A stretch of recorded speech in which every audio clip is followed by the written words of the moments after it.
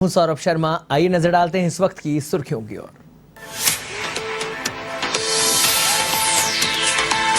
CM Pushkar Singh Dhami ने आम और शहद के वाहनों को किया रवाना।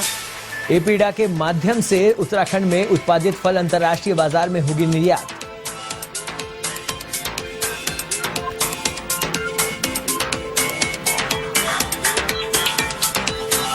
उत्तराखंड में कांग्रेस का हल्ला बोल, बढ़ती महंगाई बेरोजगारी के विरोध में कार्यकर्ताओं ने जताया विरोध, तो देहरादून में किया राजभवन पर प्रदर्शन।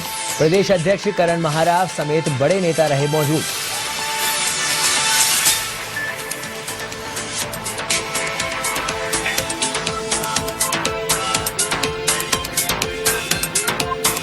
हल्द्वानी तहसील में विजिलेंस टीम की कार्रवाई, रजिस्ट्रार कानूनगो को 10,000 रुपए की रिश्वत के साथ किया गिरफ्तार। शिकायतकर्ता से काम के अवैध में मांगी थी रिश्वत।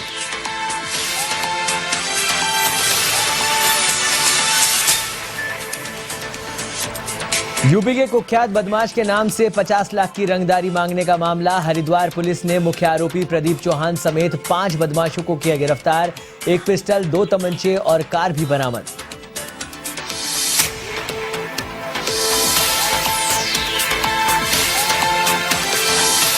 उत्तराखंड में आफत की बारिश, 6 जिलों में बहुत भारी बारिश का येलो अलर्ट जारी, तो 21 स्टेट हाईवे समेत 195 सड़कें बंद। वहीं ऋषिकेश बद्रीनाथ हाईवे गिरी चट्टान, फंसे सैकड़ों तीर्थयात्री।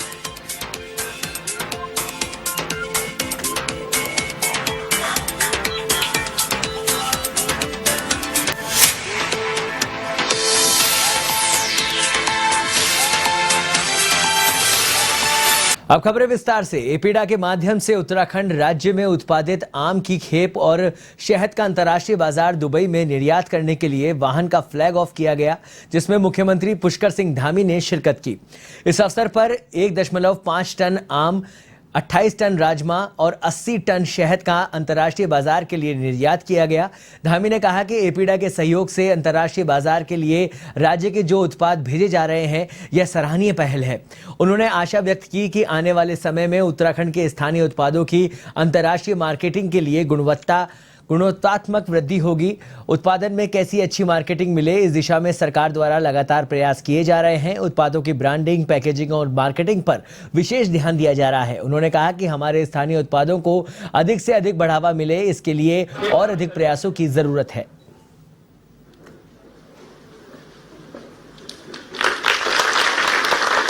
आयोजन से आज बड़ा अच्छा है, इसके बारे में हम लोग लगातार सोच रहे हैं कि कैसे जो है हमारा जो उत्पादन होता है उस उत्पादन को कैसे अच्छा बाजार मिले, कैसे अच्छी मार्केट मिले, कैसे उनको एक रास्ता मिले कि उत्पादन और उत्पादन सीधे सीधे बाजार में चला जाए। तो उस दिशा में एक ये बहुत अच्छा काम आज एपीडा के माध्यम से हो रहा है। एक अभिनव पहल है। इस पहल के लिए मैं आपका बहुत धन्यवाद करता हूँ। बहुत शुभकामनाएं अपने सभी कृषि संघों से जुड़े हुए सभी लोगों को और कृषि व्यवसाय से जुड़े हुए सभी लोगों के लिए बड़ा अच्छा काम इस प्रकार से हो रहा है। और हम लोगों ने, चूंकि ये अभी गणेश जोशी जी बता रहे थे, कृषि का एक कैलेंडर भी हम लोगों ने भी बनाया है कि जिससे हमको ये पता लगे, हमारे अधिकारियों के भी ध्यान में रहे लगातार कि कब कौन सी फसल, कब कौन सी पैदावार, कब कौन सा बीज देना है, कब उसमें कौन सी व्यवस्था करनी है। उसके लिए एक नई व्यवस्था यहाँ पर हम लोगों ने प्रारंभ की है। वैसे पहले से भी थी वो व्यवस्था, लेकिन उसको और ज़्यादा प्रभावी बनाने के लिए और अच्छे तरीके से, इसके साथ साथ चाहे एप्पल मिशन हो, चाहे कीवी मिशन हो, उस सब में भी हम लोगों ने धनराशि बढ़ाने का प्रावधान किया है। इस बार के आम बजट में किसानों के जो प्रतिनिधि मंडल थे उनके बीच में से उन सब लोगों से हमने यहाँ पर बजट को संवाद भी किया कि कृषि के क्षेत्र में अब कांग्रेस प्रदेश अध्यक्ष करण महारा के नेतृत्व में कांग्रेस कार्यकर्ताओं ने अग्निपथ योजना, बढ़ती महंगाई और बेरोजगारी के विरोध में राजभवन कूच किया। इस दौरान महारा ने कहा कि सरकार ने दूध, दही व आटे पर जीएसटी लगा दिया है, बेरोजगारी बढ़ती जा रही है और महंगाई आसमान छू रही है। वहीं सरकार की ओर से अग्निपथ योजना के जरिए युवाओं के भविष्य से खिलवाड़ किया जा रहा है।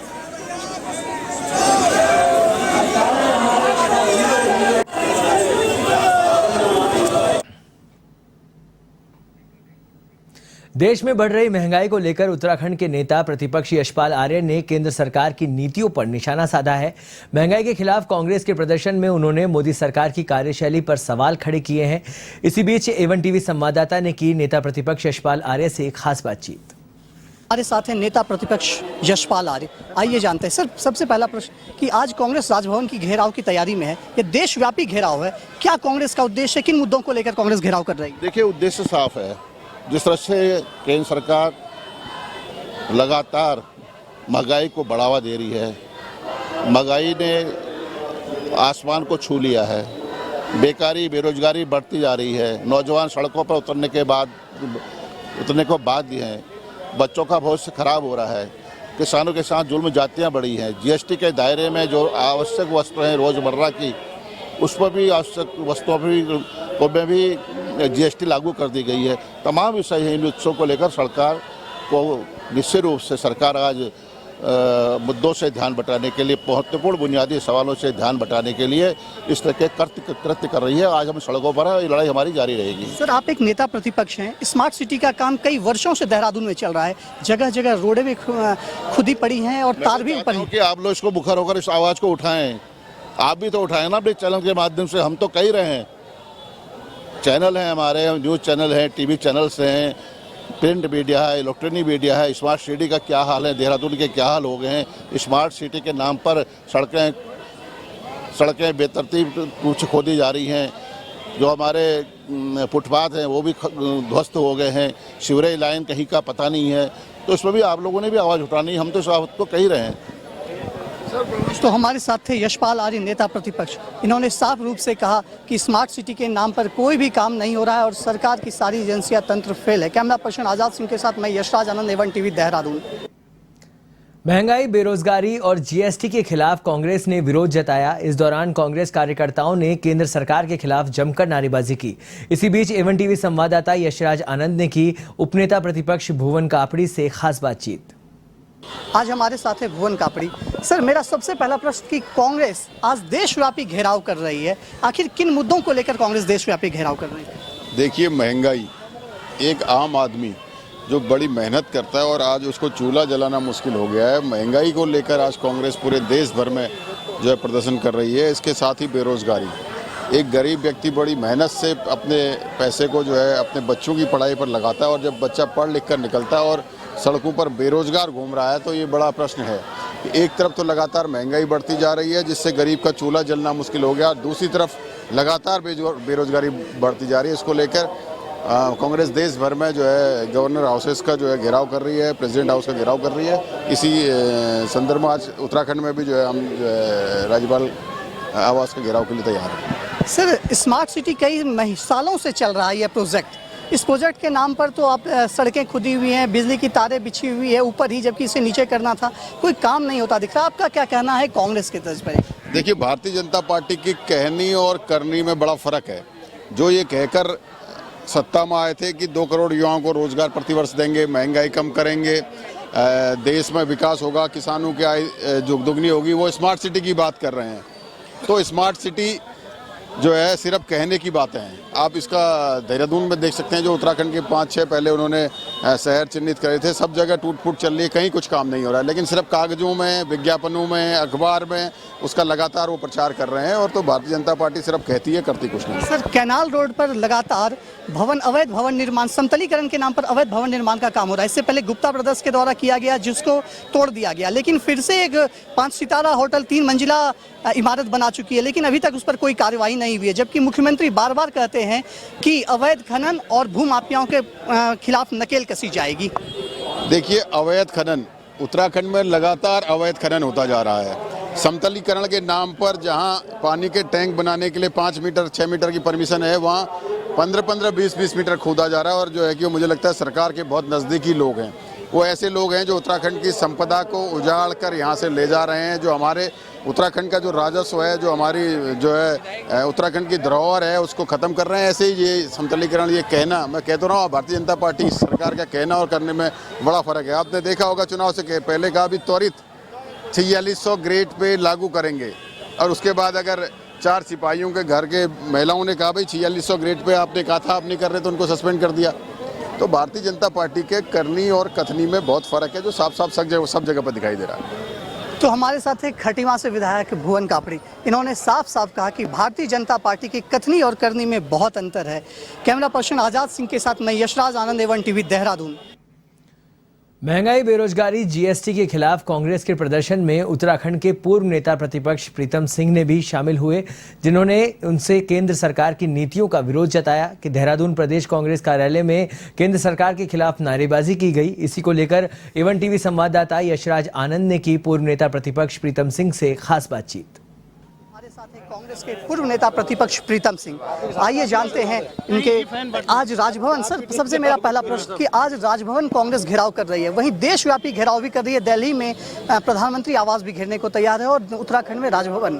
तो किन मुद्दों को लेकर कांग्रेस घेराव कर रही है? राष्ट्रीय अध्यक्ष सोनिया गांधी जी ने, राहुल गांधी जी ने कांग्रेस जनों का आह्वान किया है कि सत्ता में बैठे हुए लोगों ने सत्ता हासिल करने के लिए देश और उत्तराखंड के लोगों से वादा किया था कि अगर हमारी सरकार बनेगी तो सरकार गठन के बाद हम महंगाई पर अंकुश लगाने का काम करेंगे और बेरोजगारी को दूर करने का काम करेंगे।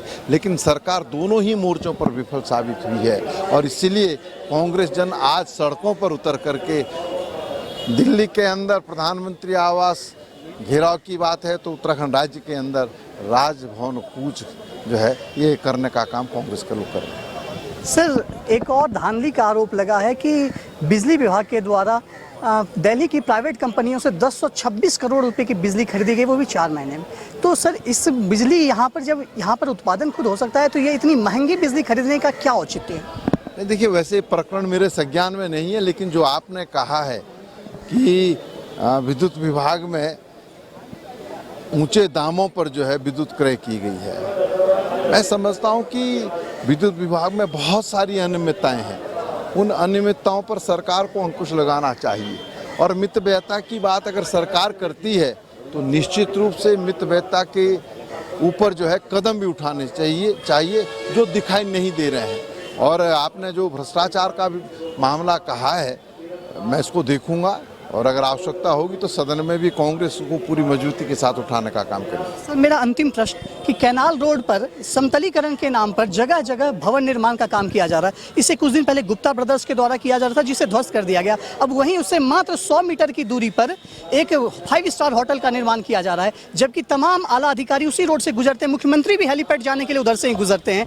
तो क्या इन सब के ये सब सिर्फ मुख्यमंत्री को धता बता रहे हैं, जबकि मुख्यमंत्री ने कहा था कि कोई भी भूमि अवैध अधिग्रहण ये सब काबू नहीं, मतलब ये सब संज्ञान में लाया जाएगा, इसके विरुद्ध कार्रवाई की जाएगी? देखिए, बहुत सारी चीजें हैं। जिस तरीके से देहरादून के अंदर अवैध प्लॉटिंग हो रही है और सरकारी तंत्र जो है पूरी तरीके से आंखें मूंदे हुए, कई जगह पर जो है सरकार ने परमिशन भी दी है। लेकिन एक बात जरूर हम पूछना चाहते हैं, आज मैं देख रहा था कि संसधारा की तरफ जो है पहाड़ियों की कटान की वजह से जो है बाढ़ की स्थिति पैदा हो गई। तो जब ये स्थिति है तो निश्चित रूप से सत्ता में बैठे हुए लोगों का इसका संज्ञान लेना चाहिए और ठोस कार्रवाई करनी चाहिए, लेकिन कोई ठोस कार्रवाई होते हुए नहीं दिखाई दे रही है। ऐसा लग रहा है कि सारी चीज़ें सरकार के संरक्षण में संचालित हो रही है। तो हमारे साथ थे पूर्व नेता प्रतिपक्ष प्रीतम सिंह। इन्होंने कहा कि सरकार में किसी भी तरीके से काम होता हुआ नहीं दिख रहा है, सरकारी एजेंसियां बिल्कुल ठप पड़ी है, ये काम नहीं करने को तैयार है। कैमरा पर्सन आजाद सिंह के साथ मैं यशराज आनंद, एवन टीवी, देहरादून। में कांग्रेस प्रदेश नेतृत्व के आह्वान पर चौहान पाटा में महंगाई एवं बेरोजगारी के विरोध में कांग्रेस कार्यकर्ताओं ने विरोध जताया, जिसका जिला अध्यक्ष पीताम्बर पांडे एवं नगर अध्यक्ष पूरन सिंह रोतेला ने नेतृत्व किया। साथ ही केंद्र एवं राज्य सरकार की मोदी सरकार का पुतला दहन किया। इस अवसर पर कांग्रेस जनों ने मोदी सरकार के खिलाफ जमकर नारेबाजी भी की।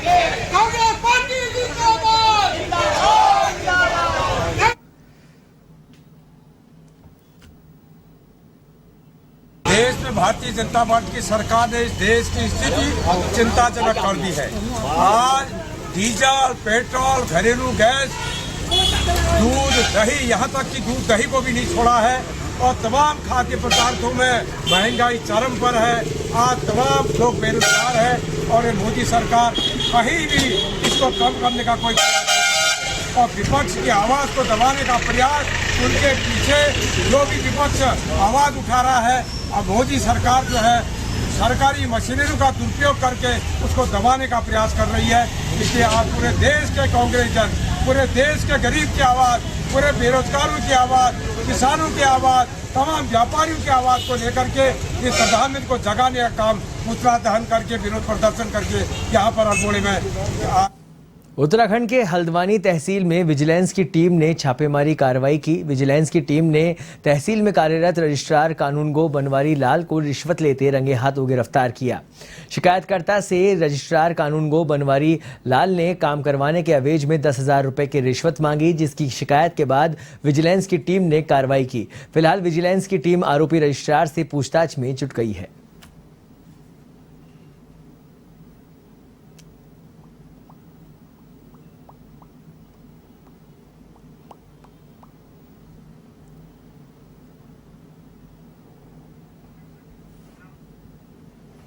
हरिद्वार में उत्तर प्रदेश के कुख्यात बदमाश सुनील राठी के नाम से सराफा कारोबारी से 50 लाख की रंगदारी मांगने का पुलिस ने खुलासा कर दिया है। पुलिस ने रंगदारी मांगने वाले मुख्य आरोपी प्रदीप चौहान समेत 5 बदमाशों को गिरफ्तार किया है। प्रदीप ने दहशत फैलाने के उद्देश्य से 26 जुलाई की शाम को सराफा कारोबारी पर गोली भी चलाई थी। गनीमत रही कि गोली सराफा कारोबारी से के लैपटॉप में धंस गई। गिरफ्तार बदमाशों के पास एक पिस्टल, 2 तमंचे और घटना में प्रयोग की गई कार भी बरामद की गई है।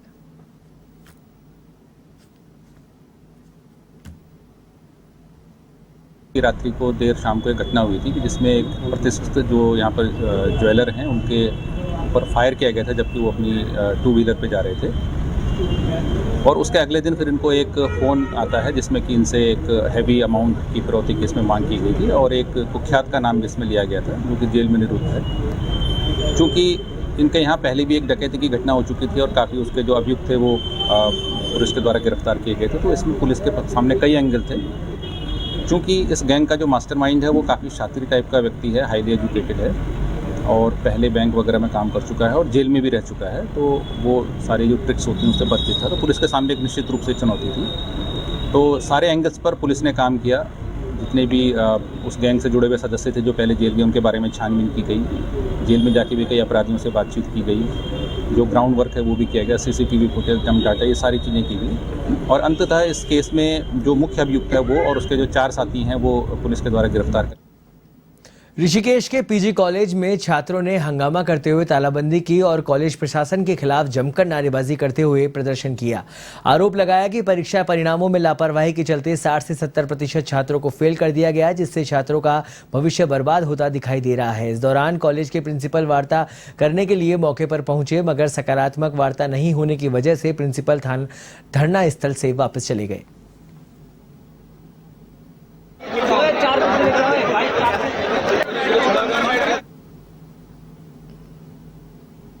धरना प्रदर्शन पे इसलिए बैठ रखे हैं, यहाँ पे बच्चों की बैक आ रखी है, बच्चे फेल हैं। जिस तरीके से बच्चों को अंक मिलने चाहिए थे उस तरीके से बच्चों को अंक नहीं प्राप्त हुए हैं। हम 1 महीना पढ़ाई हुई है, 2 महीना पढ़ाई हुई है, ये हमें भी पता है, पर हमने बहुत कोशिश करी कि चाहे तो हम भी अच्छे से अच्छा इस रिजल्ट में प्राप्त कर सकते हैं, पर हमें ऐसा प्राप्त नहीं हुआ। इस रिजल्ट में हमें क्या करना चाहिए? हमारी मांगों को पूरा करना चाहिए। प्रिंसिपल ने हमसे वादा किया कि हम 11 बजे अपने ऑफिस में रहेंगे, कि आप आना और मीटिंग होगी, पर प्रिंसिपल सर भी ऑफिस में नहीं है। काफ़ी ज़्यादा हद तक फेल है, 60% से 70% बच्चों के रिजल्ट फेल में आए हैं। उसी को लेके आज विरोध में बच्चे सारे और VC के घेराव करने के लिए आ रखे हैं।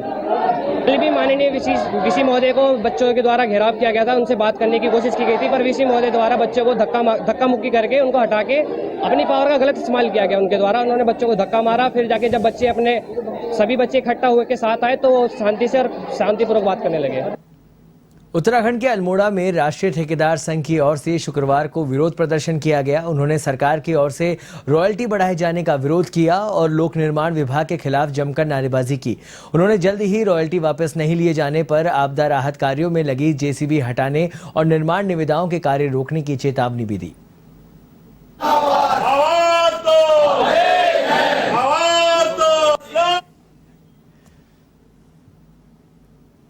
कोई भी प्रपत्र यहाँ ठेकेदारों के द्वारा जमा नहीं किए गए।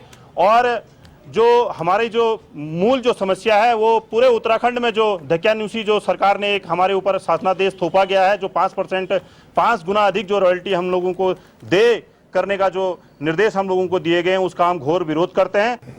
अभी वर्तमान में जो रॉयल्टी 5 गुना हुई है उसके विरोध में ठेकेदारों ने यहाँ प्रदर्शन कर रहे हैं, जिसमें उनके द्वारा कहा गया है कि 8 तारीख से वो अपनी मशीनें भी हटा देंगे साइट से। ऋषिकेश में जीएसटी में संशोधन की मांग को लेकर भड़के होटल व्यवसायियों ने एसडीएम कार्यालय पर प्रदर्शन किया और प्रधानमंत्री नरेंद्र मोदी के नाम एसडीएम कार्यालय के मार्फत एक ज्ञापन भी भेजा। वहीं जल्द से जल्द जीएसटी में संशोधन नहीं होने पर आंदोलन की चेतावनी भी दी है। आपको बता दें कि होटल में 1000 रुपए से कम किराए का कमरा लेने पर 12% और महंगे कमरों पर 18% जीएसटी देने का नियम सरकार ने लागू किया है।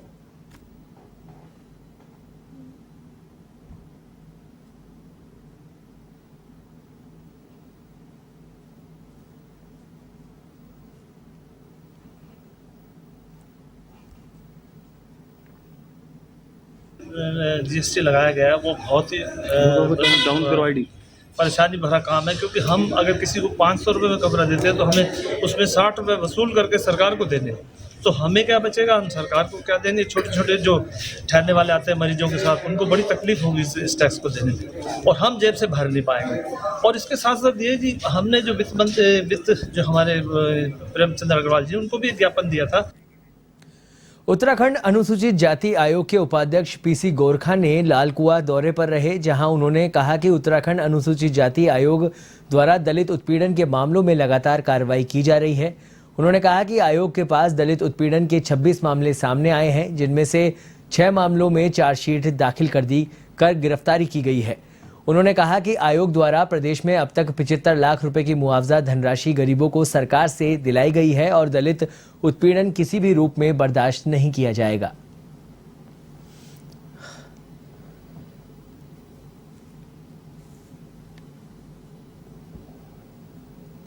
अनुसूचित जाति आयोग का कर्तव्य है कि वो समाज के उन दीनहीन गरीब लोगों को जो उस कैटेगरी में आते हैं, उनके साथ जो अन्याय होता है उसको अगर कोई भी व्यक्ति उस पर आवाज़ उठाता है, उसका समाधान कराने का महत्वपूर्ण जो जिम्मेदारी होती है वो आयोग की होती है। इसी के साथ साथ जिस तरह से न्याय मिलने में बहुत दिक्कत होती है, अनुसूचित जाति के लोगों का प्रताड़ित किया जाता है, थानों में उनकी सुनवाई नहीं होती है, तहसीलों में नहीं होती है, ज़मीन के मामले लंबित पड़े हुए होते हैं, अपराध इतने ज़्यादा बढ़ गए हैं उनके खिलाफ कि उनको न्याय नहीं मिल पाता है। ऐसी हरिद्वार के जिला पंचायत चुनावों में अन्य पिछड़ा वर्ग की सीटों का निर्धारण करने के लिए हाईकोर्ट ने सर्वेक्षण आयोग का गठन किया है, जिसके बाद ओबीसी सर्वेक्षण आयोग के अध्यक्ष बीएस वर्मा ने हरिद्वार के भादराबाद ब्लॉक पहुंचकर इसकी कार्रवाई को अंजाम दिया। इस दौरान जिला पंचायत के पूर्व अध्यक्ष और कांग्रेस नेता राव अफाक ने आयोग के अध्यक्ष को ज्ञापन सौंपा और पूर्व में हुए आरक्षण को रद्द करने की मांग की। राव अफाक अली ने पंचायती राज विभाग के अधिकारियों की कार्यशैली पर भी सवाल उठाया।